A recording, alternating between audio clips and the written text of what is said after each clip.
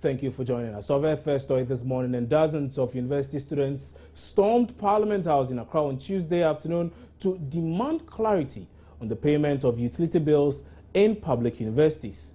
They claim they were told by the university authorities at an earlier meeting they would pay electricity and water bills.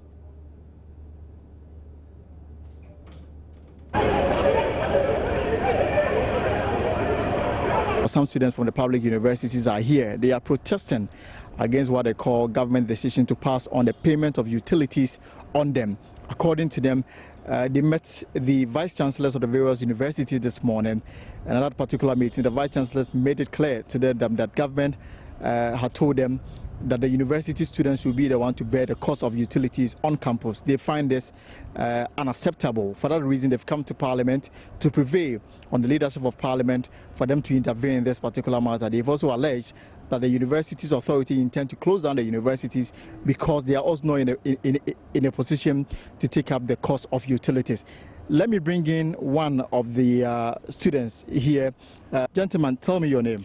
My name is Simano Kabana Osama. And which university do you represent? I'm from the Kwame Nkrumah University of Science and Technology. Why have you decided to come to Parliament? Why are you not taking your protest to the government?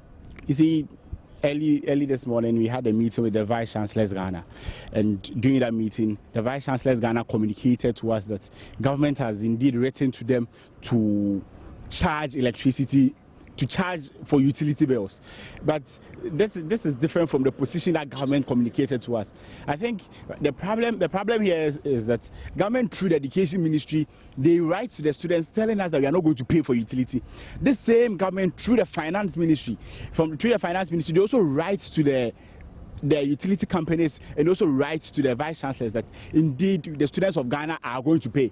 So there is some kind of confusion and dilemma. When we go to the vice chancellors, they tell us that no, government told us that we are going to pay. When they come to us, we are not going to pay. They've started disconnecting schools. Yesterday they disconnected UMAT. They are going on a disconnection exercise throughout the country. They've threatened KNUST, my school, that they are come to disconnect us. There was no conclusion because we students of Ghana, government has communicated to us that we are not going to pay, and we know that education is a right, not a privilege. So if the vice chancellors, and you see the position of the vice chancellors is also that they have been communicated to by government that we the students are supposed to pay for the utility. That is the issue here. So government is playing politics with us, telling the students that we are not paying, telling the vice chancellors and telling the utility companies to take the charges of the utility from we the students. We can't operate the school effectively without electricity. Even with those who study the liberal arts and social sciences, we need projectors to work in our classes. We need microphones. We need other things which all borders on electricity. We are also going to pay utility. If you don't get water to bath, water to drink, and water to cook, how are you going to bear these conditions in school? So the schools or the universities will be left with nothing else but to close down the schools. That is the situation right now on the ground. They have sent disconnection teams. UMAT was disconnected yesterday. Other universities and other institutions are being disconnected. And we as students of the Republic of Ghana, we can't sit down for all our schools to be disconnected.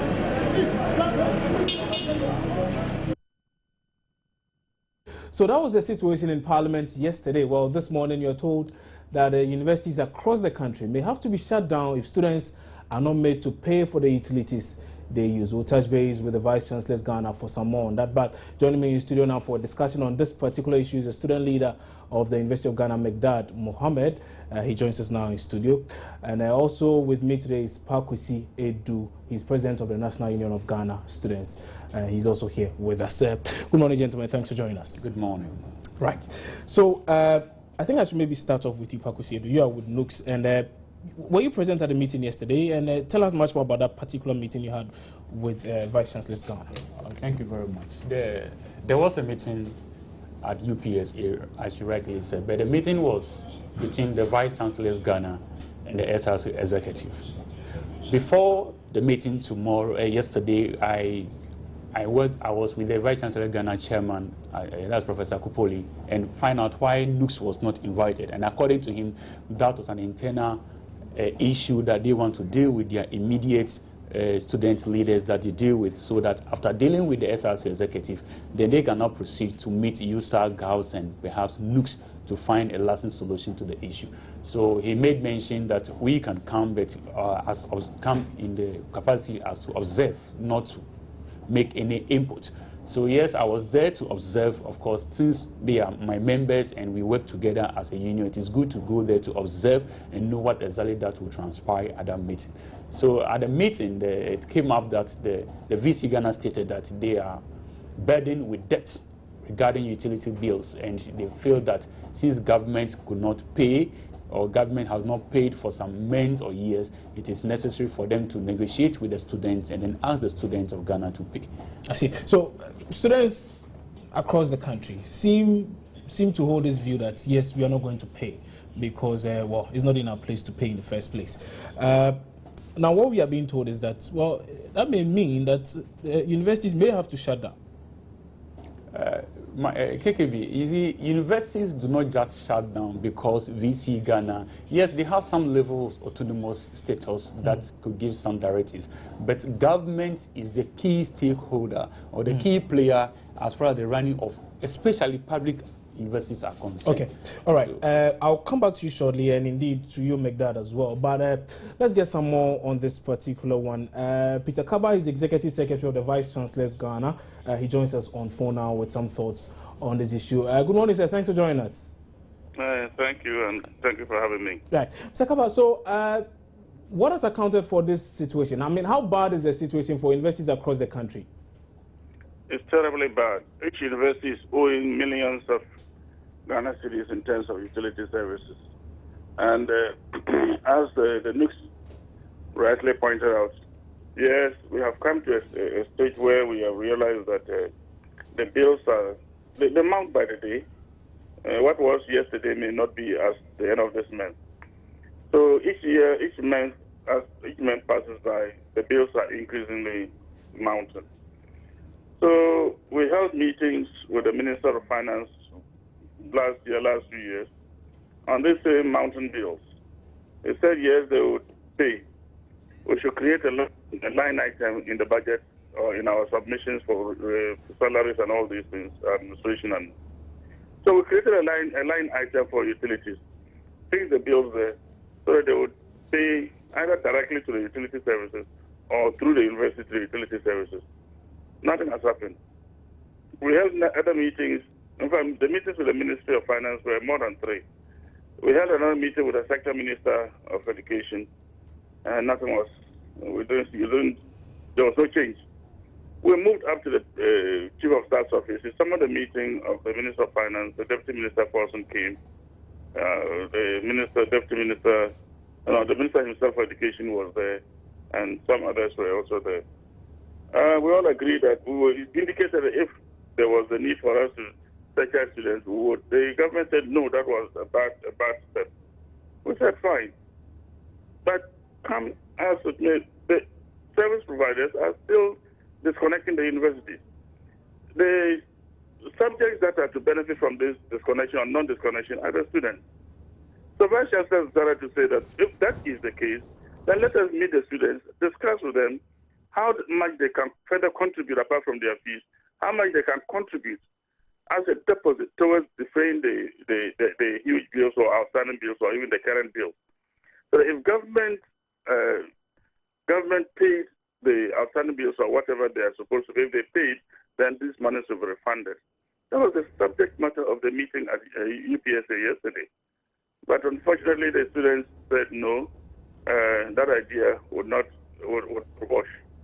But exactly how did you plan on repaying these students once the monies had already come to the university? I'm seeing a situation where level 400 student, for instance, pays some money and, well, government does not pay up that money in time. How do you refund that money to that student who has probably graduated by the time when these monies hit your accounts? Once it is an agreement between the students and the university, your account is always credited. Your account in the student's account is always credited. And anytime you came around, if you had a, for instance, you checked and you found out that the bills were paid by government because you have already paid, you could come back and then you collect your money back. That one is not a lost deposit. tell us about the situation with government now. Now, government has made it quite obvious that you cannot go ahead and bill students. Now, what reason is government giving for not being able to give you the monies you require to pay off these debts? Well, we haven't had any reason for government not giving us the money. The reasons are right. I think if you call the Minister of Finance, you may be in a better position to respond to that. But we just note that after every meeting, we go home satisfied that there's a commitment to pay. After every meeting, we go home satisfied that the ministry will pay by a certain date. Unfortunately, these dates pass, the months add up until the years, and the bills continue to mount.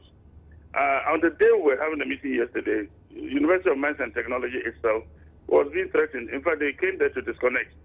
The Vice Chancellor told them we're going to have a meeting to discuss these things, so they should hold on. As to what has happened as of now, I don't know. So, okay, please hold on briefly for me while I try and get some thoughts from the students who are here with me. And Megdad, you've heard the stand of the Vice Chancellor's Ghana. It isn't that they just want to bill you. What they want to do is to get some money from the students to pay off some of the debt so that you do not stay in darkness. If you're in darkness, obviously you can't learn. You see, the problem I have with the university has been that they always want to aspire to world-class status, and they don't want to do the things world-class universities do.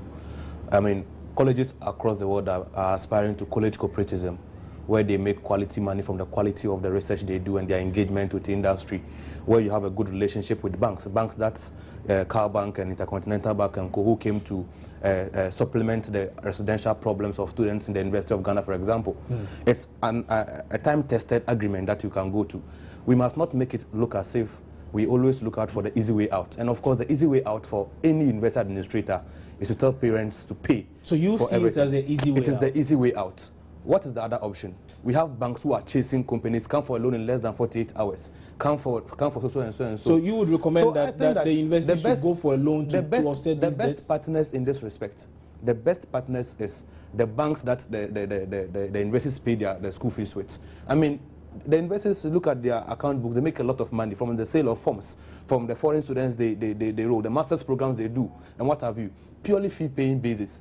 And I mean, government, we must not hold fault for government, because indeed government is the major stakeholder in the university system as well. But universities by themselves, if they think that government is reneging on some commitment and they consider students as the other way out, I think that it is not the most effective and cost-efficient means of paying, when you consider the fact that students themselves are so far laden. When you come to the University of Ghana, when school reopened, a lot of students could not report on time. A lot of students could not report on time. And you didn't need any mathematics to tell you that it was because the system is hard. Parents could not pay the 70% upfront and all that. That's an assumption. I mean, it could be an assumption, all right. But until you get to your cameras to campus and you speak to students, they'll be more passionate than I am here. I see. Now I'm telling you the point is that if you think students are the easy way out, it's not deep enough. So I just want to know the option you are proposing. Now you are proposing that the universities go for a loan to offset these debts. Is that what you're saying? Not a loan per se. You know, the university is an entity that is guaranteed some returns. You know, the students, the universities make a lot of money from. You're speaking of IGFs. The IGFs, of course, the IGFs are used for other things, not necessarily to pay bills. When you say other things, there are a lot of other things that we talk of. When you consider that when students ask for breakdown of their school fees, the university has not been most of the universities, they have not been realistic. They have not been realistic to students about the components of it. And I'm tempted to believe that some of these RFUFs will have some element of utility in there. And for which reason, if government is not paying some parts, what commitment can the university itself do? Then on the utilities, let us not make it just look at as if the students are supposed to pay just for everywhere. You are looking at, we have academic buildings that students use, we have residential buildings, and we have bungalows. So I was actually coming to that. Now, I need to ask this question. Is it the case that you've not been asked to pay utilities before? I know there are some residents on campus who pay their own bills. No, you see, the argument of whether some people pay is neither here nor there. Now, it begins from a handshake. then it comes to your elbow. The next time it is a slap. No, we have had it is simply it remains a fact that some students do pay their utilities. They are students who are not under the university's public residential accommodation. But they are students. Oh, of course they are students. Okay, of course they are students. So if some students are paying, why can't others pay? If some students are paying under different arrangements, what type of arrangement are they paying? They are paying under arrangements that has the same universities you are speaking about have gone into agreement with private investors to come build hostels, and so those students are paying to those private hostel developers. But when you're talking about a student who is occupying a traditional facility built on the funds of government that came from taxes that our market women parents paid, and you tell us to pay for utilities at that level too, we think that it is simply you are breaking our necks. Okay. And it is just a non-starter. Okay, hold your horses there. Let me get back to the phone lines and speak to Mr. Kaba, who is still on the line now. Mr. Kaba, I hope you're still on, and you've heard the arguments being raised by the students. Now, one question I would want to ask is, what other alternatives are at your disposal as we speak? I mean, apart from billing students to pay these monies, what are the alternatives? What are the options available to you? Well, before I can go to whatever alternatives there are, I want to educate I think it's the NUCS representative there. Yeah, there's a NUCS president. Bungalows are pre-metered. There is no lecturer who stays in a bungalow whose electricity bill is handled by the university. You can go and do a cross-check.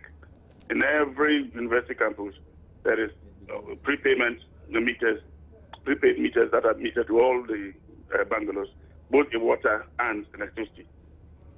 Now, the students in the University of Cape Coast, for example, or for that matter, any of the universities, have sat down with the finance officers on this issue of the utility bills and decided that there are students, as he has mentioned, staying in private hostels.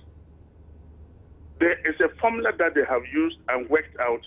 Those who are not staying in the residential, the traditional halls, there's a formula that has been used to work out for those who don't stay in the traditional halls, those who stay in private hostels, and those who are even on sandwich programs. The formula has been worked out, and all students agreed at their various campuses before coming for the meeting. It's unfortunate it was thrown overboard. Okay, so you're saying these things they have were already... not going to pay uniform. They were not paying uniform. They were not going to contribute uniformly. There was not going to be uniform contribution. Okay, so... and I believe that sometimes we need to always do fact-finding, cross-checking. I mean, before we can come out to make factual statements. Statements are as if they are factual. All right. Now, the universities have also now instituted measures to go into partnerships with other companies to get other alternative sources of power, solar, windmill, and all that. They've also contracted some institutions to gather some underground water and do water harvesting. These are the measures that they have been put in place to reduce the cost of utilities on the campuses. Okay, so Mr. Kapa, you tell us that these students had actually agreed on this particular thing at their various campuses. Yes, at their various campuses. You could call any of the vice chancellors, you could call any of the finance officers, you could call the SRC presidents. At their various levels, they agreed. It was unfortunate at the UPSA meeting, things turned differently because... So exactly my question. If they agreed, why would they come to a roundtable discussion surprising. and then... It was very, very surprising. Very, very surprising. Can you give us... Look, let me tell you, sure. my brother, at the University of Cape Coast, the students themselves got the figures and did the workings themselves and allocated who should pay what and gave it back to the Director of Finance. Is it possible to have a breakdown of how much a student in, say, the University of Ghana... I don't have the figures with me. But is there a range, for instance? Are they to pay, say, some 200 Ghana cedis every academic year or 500 There are some that have even paid 37 cedis. 37 cedis? Yes. What is the ceiling? Come again? What's the ceiling? What's the highest amount any student might have to pay? The highest amount was, I think, 400 Ghana. 400 Ghana for the year.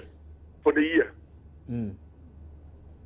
Okay, so again, I'll let you hold this, and I can get some responses from you, particularly NUCS president. You represent these students, and apparently your colleagues had even agreed to this discussion. They had agreed to this model and had even worked out everything themselves. So why the U-turn?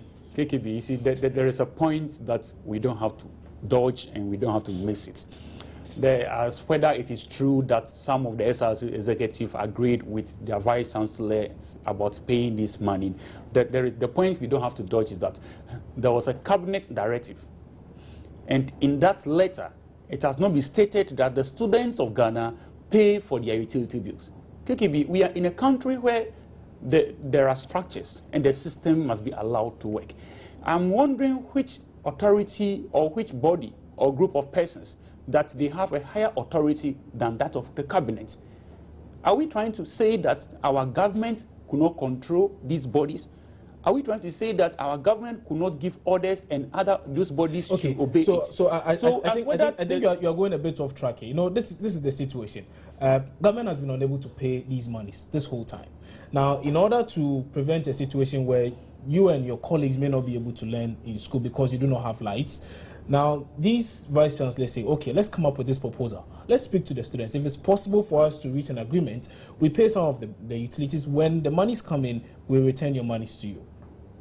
KKB, at the leadership of NUX, we are not aware that any of our SRC So NUX is unaware of this? We are not aware. And as far as we know, none of our student leaders at the various institutions have agreed to that point. And in any case, if they have agreed to it, it would have been communicated to. Are you sure of that? I'm very sure. None of the SRC executives have communicated any of this to us, because before the meeting yesterday, I have spoken to a lot of the people. For instance, UCC SRC president, I was at UCC on Monday to meet the Vice Chancellor Chairman, Professor Kupoli, to find out why NUX was not invited and also know the impulse of the meeting that would be taking place yesterday. Did you speak to the SRC president? I spoke to the SRC president. And what did he say? And I asked him that, do you think that the students of UCC have the money to pay the utility bill? He said, President, we don't have the money we can't pay.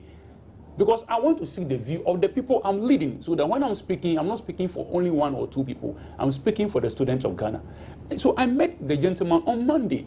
If they had really agreed to share costs or pay part of the utility bill, he would have told me. So I'm really surprised to hear that. He didn't tell me. So could it be that the Vice Chancellors Ghana are just saying this to make their case better? Is that the case? Well, I don't know how maybe they want to take it. They don't know how to take it. But the truth is that, as far as I know, the fact is that none of the SRC executives have communicated these to us, that they have agreed with their vice chancellors. And like I mentioned on Monday, I met Francis, and he never mentioned.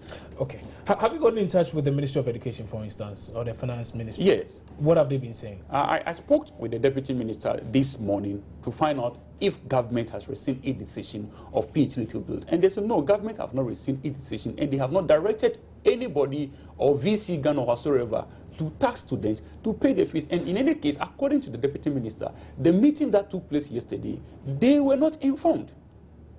They were not informed. So what does government plan on doing about this situation now? Yes, they plan to have a meeting with the stakeholders next week. And next week? Next week.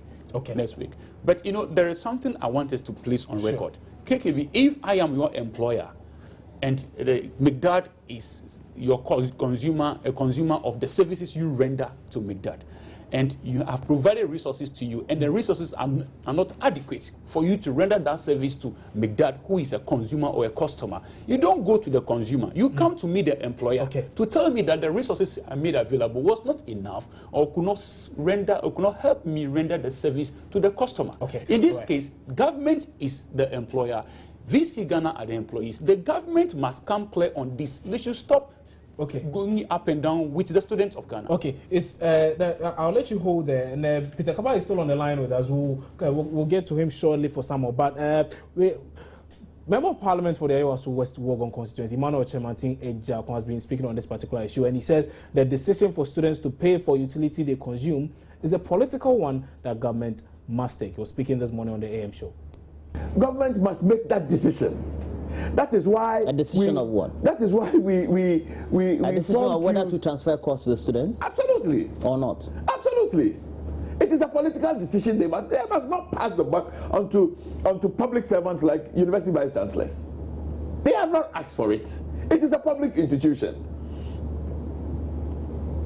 If government determines that their policy direction is that we will pay, then government must find money to pay. If the policy direction is that, no, we will want to do full cost recovery, then government must have the guts to come out and say that, no, we will not pay. We ask that the university students or students in tertiary and by extension secondary, public secondary schools must pay. I mean, we are dealing with a government that cannot make up its mind on anything. We are dealing with a government that does not look beyond the next election.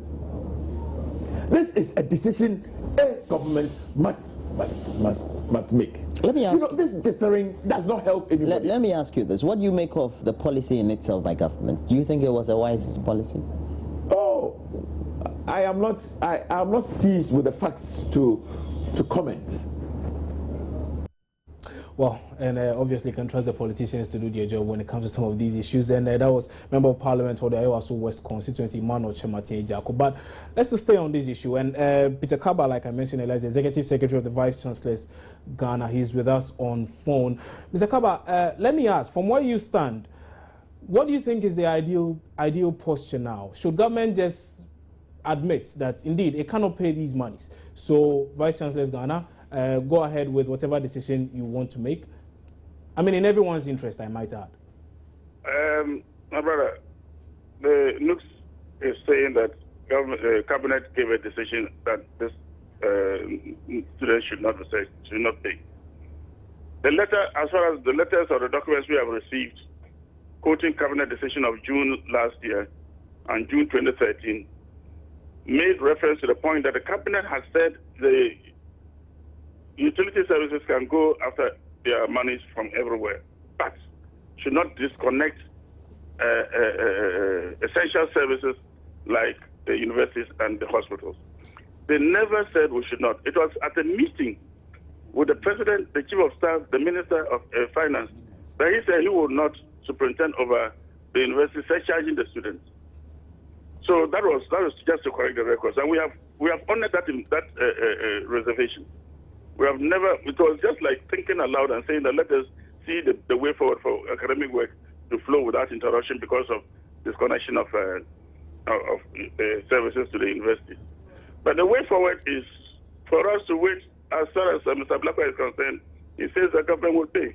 So the way forward is for us to see the best that government can honor their pledge to pay the utility services, because the utility services will come after their money. And they know that they are dealing with the universities, not central government. So if the universities are not paying up, they will just disconnect the universities, and we will continue academic work without light. I see. So from where you sit, it doesn't look like...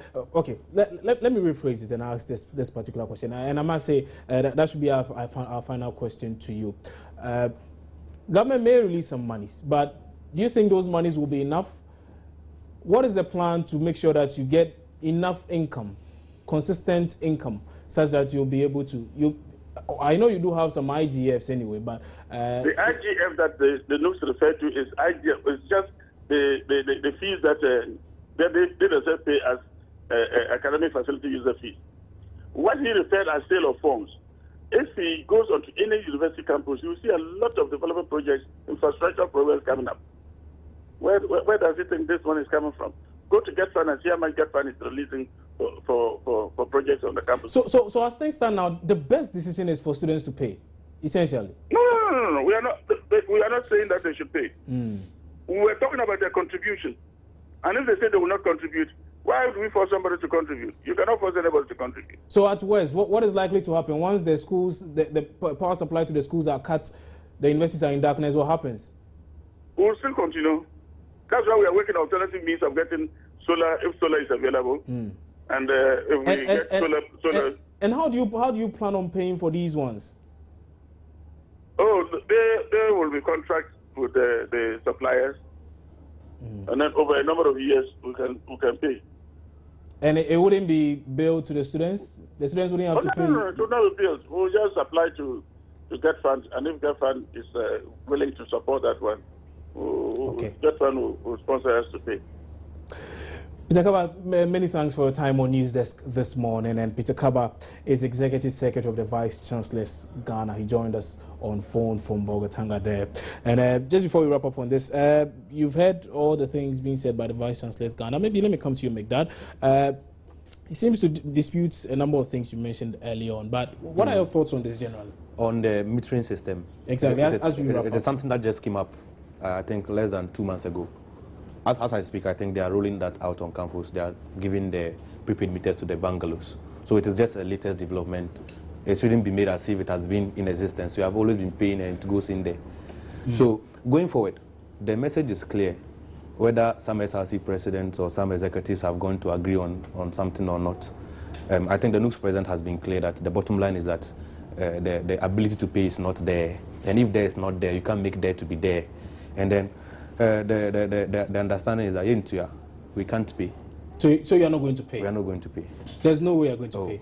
I mean, as a concerned student of the University of Ghana, I know 1,001 students. So I'm just looking in them. I'm just trying to forecast what may happen. A Yentia demonstration, for instance, is that something likely on the tables? Oh, demonstration must not be the only available option to students. It should be the very last resort. At the moment, but it's still an option. Of course, it's an option. It's one of the most powerful. So you don't mind studying in darkness? That's what you're saying? Oh, we mind. In a class of, say, 500 people, there's no PA system because there's no power. We don't mind. When the contract agreement is that you pay your RFUF, and we have, of course, paid that. You pay your academic facility user fees. We have paid that. It is left for the two elephants to fight among themselves and ensure that the ground is safe for those who are there. All right. Final words from you, sir. Like my brother said, the students of Ghana are not in the position to pay the utility bill. The government of Ghana should come very clear and pay these utility bills to the providers, so that our VCs across this country will not put unnecessary, permit my words, unnecessary pressure on the students of Ghana. If it is contribution, it's just maybe playing off. If we are still going to, it's still payments. Whether it is 5 cedis we are paying something. But you are still going to be paid. Yes, and we are not going to pay. You are not going to pay. We are not going to pay. And the government of Ghana should come and pay this.